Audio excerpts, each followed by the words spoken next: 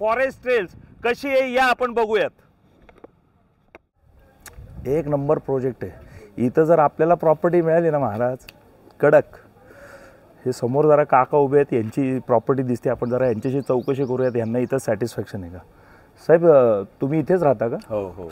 साहेब कसं वाटतं तुम्हाला इथं? फील वगैरे छान आहे का? छान. बर, फील छान. या तुम्ही दाखवतो तुम्हाला. अबो पंडित आहे ना यूट्यूबर. Yes yes yes. या या या या. हे आमची पार्किंगची जागा, न त्याच्या जागी आम्हाला पाण्याची टाकी करावी लागली आहे. काय? बंगला आम्ही जेव्हा घेतला हा. बिल्डरकडनं, हा. ते आम्हाला सांगितलं होतं की तुम्हाला 24 तास पाणी असेल, हां पाण्याची म्हणजे टाकीची वगैरे गरज नाही, हां. पण आता आम्हाला करावं लागतंय. म्हणजे तुम्ही समजून घ्या की पाण्याची काय म्हणजे परिस्थिती बंगला आहे. बांधला त्यावेळेस तुम्ही पाण्याची टाकी इथं काहीच बांधायला दिलं नव्हतं आम्हाला. बर, म्हणजे आता तुम्ही इथलं पार्किंग काढून इथं पार्किंग पाण्याची काढून टाकी पाण्याची बसवताय? टाकी बनव. माझ्या गाड्या बाहेर पडल्यात बघा. बापरे. आणि आणि इथे दाखवतो तुम्हाला अजून. आम्हाला लाईटचा पण प्रॉब्लेम एवढा आहे. लाईट पण नाहीये?